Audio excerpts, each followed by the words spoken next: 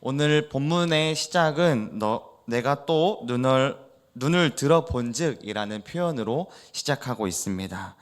5장 1절에서 시작하는 단어가 여기서 다시 사용되어져 있습니다. 이는 6장의 환상이 5장의 환상과 계속해서 이어지고 있다라는 것을 말합니다. 날아가는 두루마리와 에바 속 안에 있는 여인에 대한 환상을 본 스가랴는 계속해서 환상을 보게 되는 것이죠. 스가랴는 총 8가지의 환상을 보게 되어지는데 오늘 그 마지막 환상의 장면입니다. 이 마지막 환상은 첫 번째 환상과 밀접한 연관이 되어져 있는데요. 스가랴 1장 8절 말씀에서 붉은 말을 타고 골짜기 속 화석류 나무 사이에 서 있는 자가 등장을 합니다. 그리고 그 뒤에서 붉은 말, 자줏빛 말, 백마가 등장을 합니다. 그리고 이들에게 온 땅을 두루 다니라고 말합니다. 온 땅에 두루 다녔던 이 말들은 다시 돌아와서 보고하기를 이 땅은 평안하다라고 말하고 있습니다. 정말로 평안한 모습을 가지고 있었을까요? 이방 나라에 들이 심판을 받지 않는 상태로 여전히 번영하고 있다는 것을 말합니다. 이에 이스라엘은 70년간의 포로 생활을 했음에도 불구하고 이방 나라들이 아직도 심판을 받지 않는 것에 있어서 하나님께 우리를 불쌍히 여겨달라고 호소하고 있는 것이죠. 하나님의 백성은 여전히 심판이 이루어지기를 기다리고 있습니다. 바로 그 응답이 오늘 본문인 8번째 환상을 통해서 이야기되어집니다. 하나님의 심판이 이제 실행될 것이며 온 땅에 하나님의 통치가 시작되어집니다. 첫 번째 환상에서는 심판이 보류되는 것처럼 보였지만 8번째 마지막 환상에서는 하나님의 심판이 본격적으로 이루어지는 장면으로 펼쳐집니다. 그렇다면 하나님의 심판이 어떻게 이루어지는지 1절 말씀을 같이 한번 읽어보도록 하겠습니다. 1절 말씀입니다. 내가 또 눈을 들어 본즉 내 병거가 두 산 사이에서 나오는데 구리산이더라. 아멘. 스가랴는 내 병거가 등장하는 장면의 환상을 보게 됩니다. 첫 번째 환상에서는 말들만 등장을 했다면은 지금 8번째 환상에서는 말들에게 걸려져 있는 수레가 연결되어져 있는 병거라고 소개되고 있습니다. 이 병거의 말들은 단순한 말들이 아니었습니다. 이들은 모두 전장에 투입되기 위해 철저하게 훈련된 말들입니다. 강한 훈련을 받고 무거운 병거를 끌 수 있는 능력을 갖춘 강력한 존재들이라는 것이죠. 그리고 이 네 병거가 끌고 있는 그 말들에 대한 색깔도 다음 절에서 이야기를 하고 있습니다. 네 병거를 끄는 말들의 색은 어떠한지 2절과 3절도 함께 같이 먼저 읽어보도록 하겠습니다. 첫째 병거는 붉은 말들이, 둘째 병거는 검은 말들이, 셋째 병거는 흰 말들이, 넷째 병거는 어룽지고 건장한 말들이 매여 있는지라. 아멘. 첫 번째 병거는 붉은 말들이 끌고 가고 있습니다. 두 번째 병거에는 검은 말들이 끌고, 세 번째 병거에는 흰 말들이, 네 번째 병거에는 어룽지고 건장한 말들이 끌고 있다라고 말합니다. 여기에서 어룽지다라는 말은 얼룩무늬가 있다라는 뜻입니다. 그런데 특별하게 이 네 번째 어룽지고 건장한이라고 사용되고 있는 네 번째 병거에만 특별하게 첫 번째부터 세 번째까지의 병거에는 건장한이라는 단어가 등장하고 있지 않습니다. 네 번째 병거에만 건장한 말로 사용되어지면 네 번째 병거의 말만 그러면 건강한 상태라고 말하는 것일까요? 7절 말씀을 먼저 보면은 건장한이라고 번역된 히브리어 아무찜이라는 단어는 달려가는 모든 말들을 포함하고 있습니다.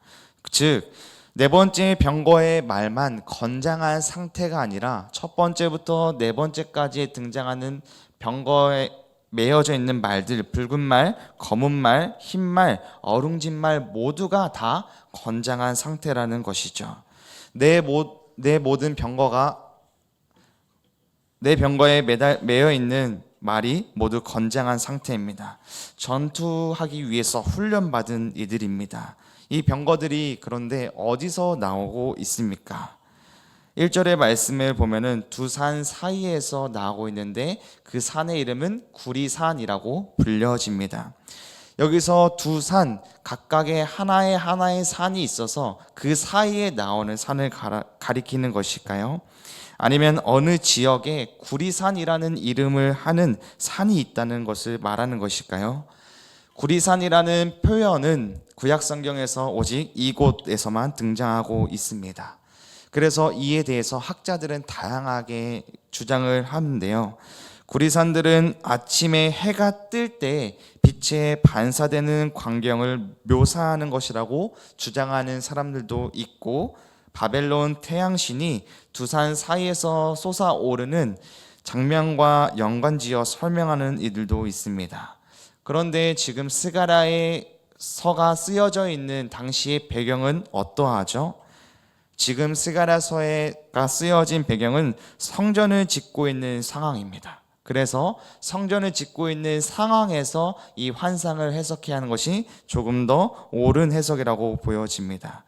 그런 의미에서 구리산과 유사한 것은 성전에 지어진 그 기둥, 성전 앞에 서 있는 두 기둥, 야긴과 보아스라고 보아야 합니다. 역대하 3장 15절 17절까지의 말씀에서 성전의 두 기둥에 대해서 이렇게 말합니다. 제가 읽겠습니다. 성전 앞에 기둥 둘을 만들었으니 높이가 35규빗이요 각 기둥 꼭대기의 머리가 5규빗이라. 성소같이 사슬을 만들어 그 기둥 머리에 두르고 성류 100개를 만들어 사슬에 달았으며 그 두 기둥을 성전 앞에 세웠으니 왼쪽에 하나요 오른쪽에 하나라. 오른쪽에 있는 것은 야긴이라 부르고 왼쪽에 있는 것은 보아스라 불렀더라. 아멘. 솔로몬 왕은 성전을 건축한 후에 성전 앞에 구리로 만든 두 기둥을 세웁니다. 그리고 그 기둥의 야긴, 그가 세운다라는 의미에 쓰여진 기둥과 보아스, 그에게 능력이 있다라는 의미의 기둥이 있습니다. 이는 하나님께서 두 기둥의 이름을 솔로몬에게 야긴과 보아스라고 지으라라고 말씀하신 것이 아니라, 솔로몬이 하나님의 성전을 지으면서 하나님께서 이 성전을 짓는 분이다라는 것을 깨닫고 믿음으로 이 이름을 지은 것입니다. 이는 성전을 통해 여호와께서 그들 가운데에서 위대한 일을 행하실 것에 대한 신뢰의 믿음으로 이름을 지은 것이죠. 그러므로 구리산의 의미는 하나님의 심판이 시작되는 거룩한 장소로 사용되어진다라고 보아야 합니다. 이곳에서부터 내 병거가 나가기 시작합니다. 이 분위기를 잘 우리가 느끼기 위해서 내 병거가 나오는데 하나님의 심판이 있는 그 기둥에서 내 병거가 나오는 것입니다. 이 분위기를 조금 생각해 본다면 산을 우리가 생각해 보면 될 것 같습니다. 작년에 교역자 수련회를 통하여서 우리 함께 교역자분들과 함께 수련회 하면서 설악산을 다녀왔습니다. 설악산에 가서 케이블카를 타고 올라가고 정상에 가게 되었습니다. 그런데 그 정상에 가는 것으로 알고 올라갔는데 정상이 아니라 그 정상 아래에 있는 중턱이었던 것이죠. 그곳에서부터 더 꼭대기까지 올라가려면 산악 장비를 가지고 올라가야 했습니다. 그 꼭대기가 아닌 중간 지점에 올라만 갔을 때에도 그곳에서 펼쳐지는 광경은 장엄하게 산봉우리가 여러 보이면서 아주 높고 그곳이 너무 멋져 보였습니다. 그런데 그곳에서 갑자기 눈 산사태가 일어납니다. 저쪽에서 산에 올라가는 사람들이 그 눈의 산사태로 인해서 쓸려 내려가게 되어집니다. 그리고 그 아래에 있던 사람들은 그 모습을 보고 놀라고 도망가게 되어질 것입니다. 분위기를 보는 겁니다. 실제로 일어나진 않았고요. 그때 만약에 산사태가 났다면은 그런 분위기라는 것을 한번 우리 느껴보면 좋을 것 같습니다. 이처럼 우리도 산을 생각했을 때 또 산에서 내려오는 것을 상상해 보았을 때 우리의 마음은 두렵고 또 무서울 것입니다. 그런데 하나님께서는 심판의 왕으로 심판자로서 내 병거가 하나님의 심판의 두 기둥에서 나오고 있는 것이죠.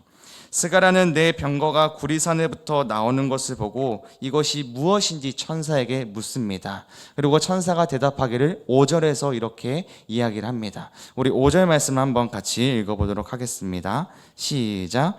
천사가 대답하여 이르되 이는 하늘의 내 바람인데 온 세상의 주 앞에 서 있다가 나가는 것이라 하더라. 아멘. 이것은 하늘의 내 바람이라 라고 말합니다. 그리고 이는 하늘의 주 앞에 서 있다가 나가는 것이다 라고 설명합니다. 여기서 내 병거를 내 바람으로 바꾸어서 말한 것입니다. 바람에는 두 가지의 의미가 있다라는 것을 기억하기 소망하는데요. 첫째는 이제 심판이 시작되었다. 둘째, 신음 속에 있던 주의 백성들은 하나님께로부터 구원을 얻게 될 것이다 라는 이 바람에 가지고 있는 두 의미가 있습니다. 그러니까 하나님의 내 바람은 단순한 바람이 아니라 하나님의 주권적인 심판과 구원의 도구로 사용되어진다라는 것입니다. 그리고 내 바람이 온 세상의 주 앞에 서 있다가 나간다라고 말하고 있습니다. 여기서 내 병거, 내 바람이 그냥 앉아있다라는 것이 아니라 전쟁을 쓸 장비를 챙기고 있는 모습이 아니라 서 있다가 나가는 것입니다. 바로 말씀이 떨어지자마자 나갈 수 있는 그런 상태라는 것이죠. 그 내 바람은 그러면 어디로 향해서 가야 할까요? 그 내 바람은 어디로 가야 할까요? 내 병거와 내 바람이니까 내 방향, 동서남북을 향해서 가는 것일까요? 6절, 7절 말씀에서 그들이 어디로 가고 있는지를 설명해 주고 있는데요. 우리 한번 다시 읽어보도록 하겠습니다. 6절 시작. 검은 말은 북쪽 땅으로 나가고 흰 말은 그 뒤를 따르고 어룽진 말은 남쪽 땅으로 나가고 건장한 말은 나가서 땅에 두루 다니고자 하니 그가 이르되 너희는 여기서 나가서 땅에 두루 다니라 하매 땅에 두루 다니더라. 아멘. 검은 말은 북쪽 땅으로 가고 흰 말은 검은 말을 뒤를 따라갑니다. 그리고 어룽진 말은 남쪽으로 갑니다. 그러면 여기서 북쪽과 남쪽은 어디를 가리키고 있을까요? 이스라엘은 이미 두 차례에 걸쳐서 멸망을 받았습니다. 한 번은 아수르에 의한 북이스라엘이 멸망을 했고요. 다른 한 번은 바벨론에 의해서 남유다가 멸망을 했습니다. 이 두 번의 멸망에 크게 기여한 나라는 애굽이라는 나라입니다. 이스라엘에게 어려운 일이 있으면 도와주겠다라고 약속하고 말했지만 막상 외부의 침략 또 제국의 침략을 했을 때 도와주지 않았습니다. 이스라엘의 원수 아수르와 바벨론은 지리상 예루살렘 북쪽에 있습니다. 하나님이 그리고 또 보호해주겠다는 약속을 지키지 않은 애굽은 예루살렘에서부터 남쪽에 있습니다. 이 적국을 향해서 하나님의 군대가 내 병거가 내 바람이 북쪽과 남쪽에 있는 원수들의 나라를 향해 출격하고 있는 것입니다. 하나님이 택하신 백성을 위해서 심판하기 시작합니다. 곧바로 8절에서 그 나간 자들의 모습에서 이렇게 소개하고 있습니다. 8절 말씀 제가 읽도록 하겠습니다. 그가 내게 외쳐 말하여 이르되 북쪽으로 나간 자들이 북쪽에서 내 영을 쉬게 하였느니라 하더라. 아멘. 곧 이어서 8절에서는 북쪽에 나간 자들이 북쪽에서 나간 이들로 인해서 내 영을 쉬게 한다라고 말하는 것입니다. 여기서 새 번역 성경으로는요, 내 마음을 시원하게 하였다라고 기록되어 있습니다. 꽉 막혔던 것이 시원하게 뚫린 것이죠. 꽉 막혔던 것을 생각을 해봤을 때 우리 주변에서 쉽게 볼 수 있는 것은 세수대라고 볼 수 있을 것 같습니다. 그곳에서 계속 씻으면서 우리가 그 먼지와 머리카락들이 쌓였던 그곳에서 이제 시원하게 뚫는 것을 했을 때는 우리의 마음도 우리의 씻는데도 편안을 합니다. 이는 여호와께서 다윗을 위해서 주변의 원수들을 물리쳤을 때 유다가 성전 안에서 안식하는 장면과 동일합니다. 사무엘하 7장 1절 그리고 11절 말씀을 제가 읽도록 하겠습니다. 여호와께서 주위의 모든 원수를 무찌르사 왕으로 궁에 평안히 살게 하신 때에 11절 말씀입니다. 전에 내가 사사에게 명령하여 내 백성 이스라엘을 다스리던 때와 같이 아니하게 하고 너를 모든 원수에서 벗어나 편히 쉬게 하리라. 여호와가 또 내게 이르노니 여호와가 너를 위하여 집을 짓고. 아멘. 다윗은 여호와의 안식의 때가 바로 성전을 건축한 시기로 보았던 것입니다. 참된 안식은 진짜 쉴 수 있던 것은 바로 성전 안에 있었습니다. 스가랴의 환상에서 여호와의 안식은 열방에 대한 심판으로 이제 다시 성전을 재건할 수 있는 희망을 갖게 되는 때부터입니다. 스가랴 6장 1절부터 8절까지의 말씀은 우리 첫 번째 환상에 나온 스가랴 1장 7절부터 11절까지의 지체되었던 열방의 심판이 마침내 이루어지고 있으며 이스라엘 회복과 또 예고하는 성전 건축의 시대가 열릴 것을 말해주고 있습니다. 열방의 대적들이 심판을 당하는 반면에 하나님과 그분의 백성들은 하나님으로부터 참된 안식을 누리게 될 것입니다. 다르게 말하면 본문은 악인의 심판이 이루어지지 않는 한 하나님께서는 안식하지 않으신다라는 것이죠. 하나님의 백성이 고난을 당하고 있는 한 하나님께서는 결코 안식하지 않으시겠다라는 마음을 알게 됩니다.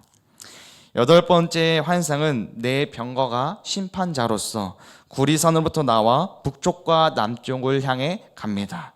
그리고 그 북쪽으로 간 자들로 인해 내 영이 쉼을 누리게 되었다라고 말씀합니다.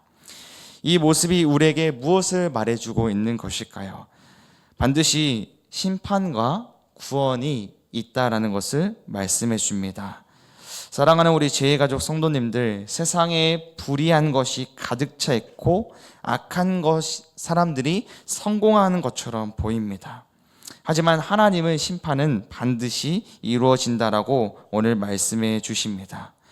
그 심판은 공의와 정의의 하나님으로서 이루실 것이며 참된 안식을 누리시게 해주실 것입니다. 반드시 심판이 있을 겁니다. 그리고 반드시 구원이 있을 겁니다. 영원한 분과 함께 안식하며 살아가게 될 것입니다. 우리는 이 구원에 대한 확신을 붙잡고 살아가는 우리 제일가족 성도님들 모두가 되기를 소망하고 기도합니다. 이어서 9절과 15절의 말씀은 스가랴가 본 8가지의 환상의 결론 부분으로 보여지고 있습니다. 그러나 이는 단순한 결론이라고 보기보다 이 모든 환상들이 궁극적으로 어디로 향하고 있는지를 보여주는 것으로 보며 읽어야 합니다. 스가랴가 활동했던 시기는 성전이 재건이 본격적으로 시작되었던 때였습니다.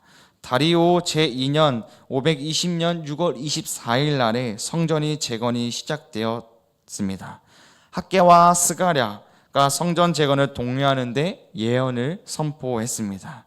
하지만 성전의 기초가 놓였을 때 과거에 솔로몬이 지었던 성전과는 비교도 안 되게 작아 보이고 왜소해 보여서 이들의 사기는 저하되었습니다.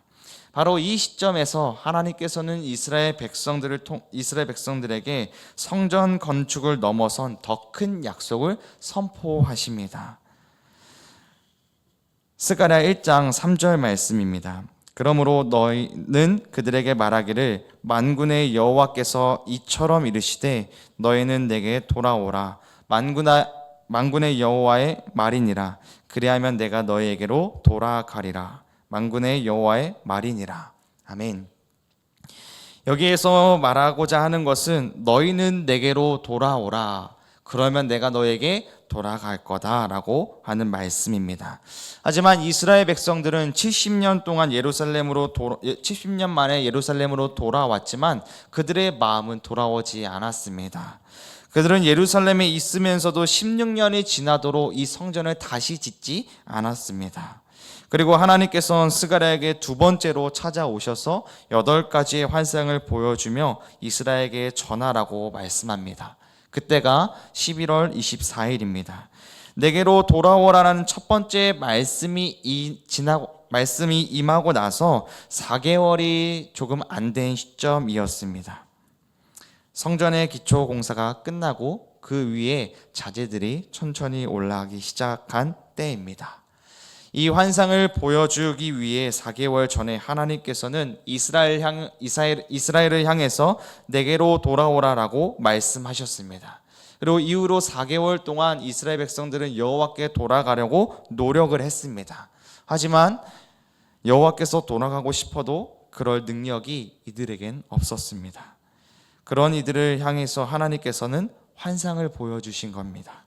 한밤중 골짜기에 별 볼 일 없는 화석류 나무 같은 그들을 누구보다 더 잘 아시는 하나님께서 그에게 찾아가시고 그들 가운데 서 계셨습니다. 그리고 그들을 위해 직접 모든 일을 행하실 것을 보여주십니다. 그들이 돌아오지 않았어도 하나님께서는 그들 가운데 들어가셔서 위대한 구원의 역사를 이루어 주시는 주님의 모습을 보여주고 계십니다. 함께 10절, 11절 말씀을 한번 읽어보도록 하겠습니다. 사로잡힌 자 가운데 바벨론에서부터 돌아온 혈대와 도비야와 여다야가 스바냐의 아들 요시야의 집에 들어갔나니 너는 이날에 그 집에 들어가서 그들에게서 받되 은과 금을 받아 면류관을 만들어 여호사닥의 아들 대제사장 여호수아 머리에 씌우고. 아멘. 내용은 이렇습니다. 스가랴는 바벨론에서 귀환한 세 사람 혈대, 도비야, 여다야가 스바냐의 아들 요시야의 집에 들어가는 것입니다. 그리고 그들에게서부터 은과 금을 받아서 면류관을 만들고 여호사닥의 아들 여호수아에게 머리에 씌우라는 것입니다. 여기서 등장하는 혈대와 도비야, 여다야는 누구를 말하는 것일까요? 위에 등장하는 인물들은 이름의 뜻에 여호와라는 이름이 함께 사용되어져 있습니다. 그런데 누가 무엇을 하는지도 중요하지만 본문에서 말하고자 하는 것은 이들이 바벨론에서부터 포로가 되었던 자가 돌아온 자들인 것입니다. 바벨론 포로 귀한 자들이 등장인 8절에 나오는 하나님의 영의 안식으로 인한 결과로서 바벨론의 포로 귀환이 이루어졌음을 전제하고 있습니다. 즉 10절에 나오는 이 사람들은 8절에서 그 영을 8절의 성공적인 결과를 말해주고 있는 것이죠. 그리고 스가랴는 이들로부터 취한 은과 금으로 면류관을 만들어 여호수아 머리에 씌우라고 명령을 받았습니다. 그런데 여기서 한 가지 생각해 보아야 할 것이 있습니다. 면류관이라고 쓰여진 히브리어 아타라라는 것은 제사장이 쓸 수 있는 면류관이 아니었습니다. 제사장이 쓰는 모자는 세마포라는 천으로 만든 두건 모자로 쓰여지게 되어 있는데 하나님께서는 왜 대제사장에게 면류관을 씌우라고 말씀하신 것일까요? 그 이유는 당시의 성전 재건의 리더 중 한 명인 대제사장 여호수아의 권위를 세워주기 위함이었습니다. 성전을 재건할 때 공사를 진행하면서 여호수아의 마음을 흔드는 자들이 있었기 때문에 그로 인해 건축이 중단될 위기에 처해 있기 때문에 그의 지위를, 그의 명예를 은과 금으로 만든 영화로운 면류관을 씌워줌으로써 이 백성들에게 권위를 또 지도를 받을 것을 명령하신 것입니다. 그런데 지금까지 여호수아에게 관을 씌우고 이 지위를 준 모습을 보면 여호수아가 성전을 건축하는 자로 보여집니다. 이제 다시 힘을 얻고 이스라엘 백성들과 함께 성전을 짓기만 하면 되는 것 같습니다. 하지만 이어지는 말씀에서 진정한 성전을 건축하는 자가 따로 있다라고 말씀해 주고 있습니다. 12절 말씀을 한번 같이 읽어보도록 하겠습니다. 말하여 이르기를 만군의 여호와께서 이같이 말씀하시되 보라 싹이라 이름하는 사람이 자기 곳에서 돋아나서 여호와의 전을 건축하리라. 아멘. 하나님께서는 이제 백성들에게 보라라고 말씀하십니다. 여기서 보라라는 것은 단순한 지시어 보라라는 말하는 것이 아니라 감탄하여서 이것을 보라라고 말하는 것입니다. 하나님께서 그러니까 보라라고 하는 특별한 존재가 주목해야 할 대상이 소개되어지는데 그의 이름은 싹이라고 불리어집니다. 싹이라고 불리어지는 이에 대해서 어떤 출신인지, 가족은 어떠한지, 어디서 함께 살고 있는지 설명은 하나도 없습니다. 다만 그가 자기 자리에서 도단한다라고 설명되어져 있습니다. 그리고 그곳에서부터 그가 여호와의 전을 건축할 것이다 라고 말씀하고 있고 13절의 말씀에 그가 성전을 건축할 뿐만 아니라 성전을 짓고 난 이후에 얻게 되는 영광도 그가 받을 것이다 라고 말하고 있습니다. 또 이어서 성전에 앉아 세상을 다스리기까지 한다라고 말합니다. 면류관을 쓴 제사장을 보좌 옆으로 불러내 그와 함께 온 세상에 관해서 의논하고 이 세상을 어떻게 다스릴지 이야기를 합니다. 이 싹, 히브리어 짜마흐라는 단어는 장차 오실 메시아를 예표하는 표현입니다. 이사야 11장 1절 말씀에 이렇게 나와 있습니다. 이새의 줄기에서 한 싹이 나며 그 뿌리에서 한 가지가 나서 결실할 것이요. 예레미야 23장 5절 말씀에도 보라 내가 다윗을 위하여 한 의로운 가지를 일으킬 것이라. 아멘. 여기에서 사용되어지는 싹은 장차 다윗의 후손으로부터 나오시 참된 왕이자 제사장을 의미합니다. 싹이라는 이름을 가진 이는 이 세상에 어떤 왕도 아니고 면류관을 받은 여호수아도 아니고 정치 지도자인 수룹바벨도 아니라는 것입니다. 그는 앞으로 오실 어떤 왕입니다. 스스로 돋아나서 성전을 건축할 이들은 바로 이스라엘 백성들이 기다려야 하는 왕이었습니다. 그들 모두를 구원하실 왕입니다. 그가 바로 누구를 말하고 있을까요? 바로 예수 그리스도를 말하고 있습니다. 바로 이 땅에 오실 장차 하나님의 아들이신 예수님을 말하는 것이죠. 앞서 살펴본 모든 환상들 가운데 이 이스라엘을 알고 찾아가 그들 가운데 서서 그들을 지키시고 돌보시고 인도하시고 함께 하시는 또 싸우시는 분이 이 싹이라는 이름을 가진 자신을 드러내는 것입니다. 백성들은 자신이 이제 성전을 짓고 있다고 생각을 했습니다. 그러나 하나님께서는 참된 성전 건축은 오직 이 메시아를 통해서 하실 수 있음을 선포하십니다. 예수님께서도 요한복음 2장에서 자신이 참된 성전이심을 말씀하고 있습니다. 너희가 이 성전을 헐라 내가 사흘 동안에 일으키리라. 아멘. 예수님께서는 부활하시고 성령을 통해서 우리의 몸과 교회를 성전으로 만드셨습니다. 즉 스가랴 6장에서 예언된 싹이라는 싹은 예수 그리스도이시며 그분이 성전을 건축하셨고 지금도 그의 몸된 교회를 세워나가고 계십니다. 그분이 이미 우리 가운데 계십니다. 이미 우리에게 오셔서 우리 속에 성령의 성전을 지으셨습니다. 에베소서 2장 21절부터 22절까지의 말씀입니다.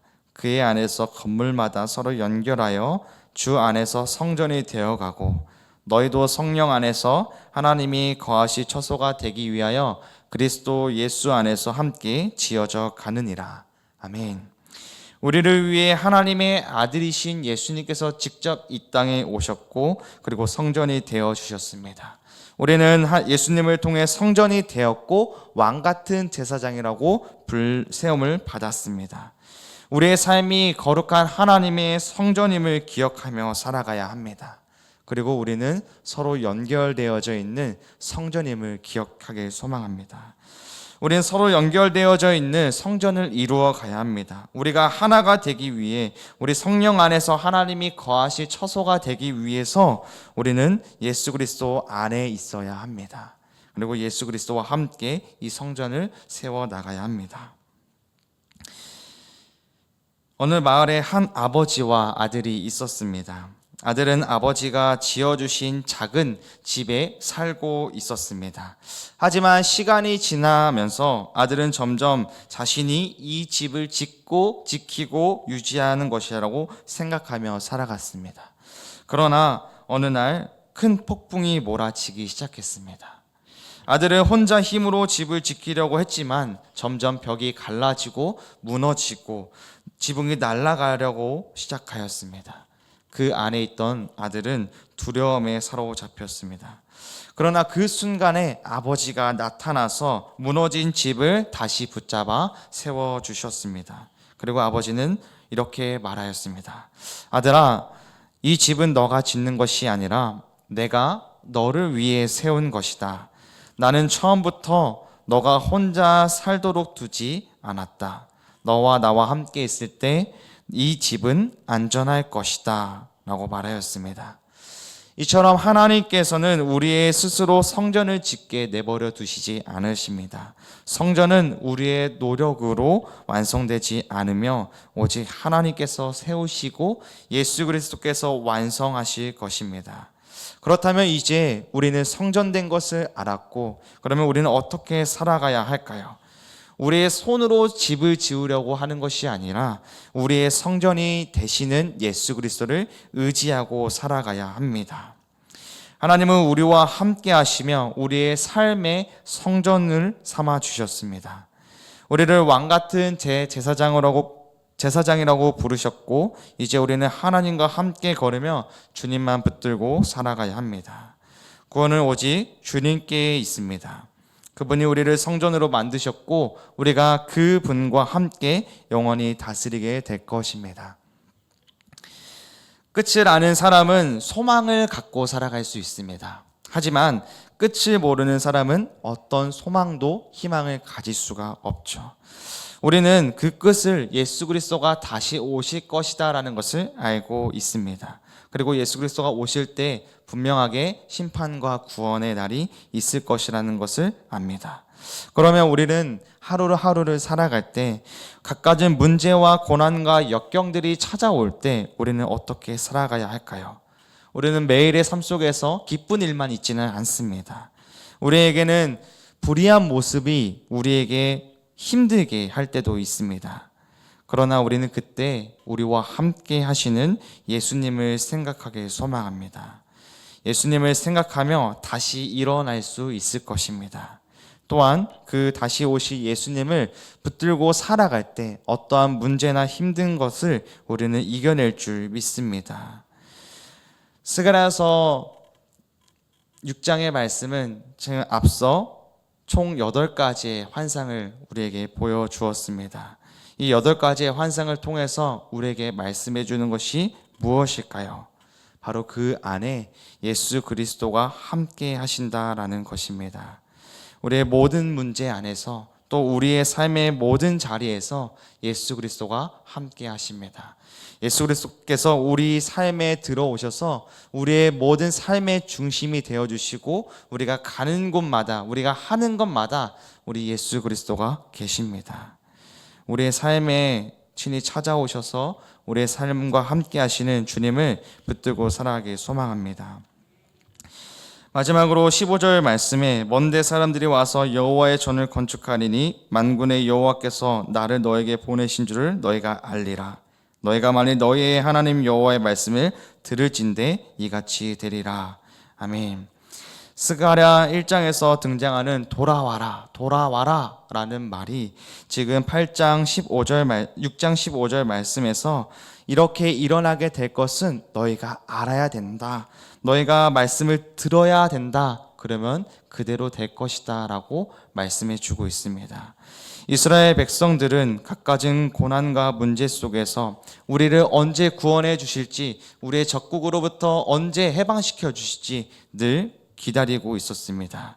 그런데 하나님께서는 이 말씀을 하시며 너희가 이 말을 듣고 믿고 붙잡고 살아가라 라고 말씀해 줍니다.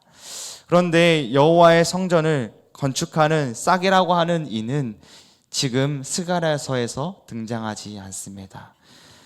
약 400년이 넘어서 또 600년이나 넘은 그 신약에 와서야 드디어 예수 그리스도가 오셔서 그 성전을 건축하십니다.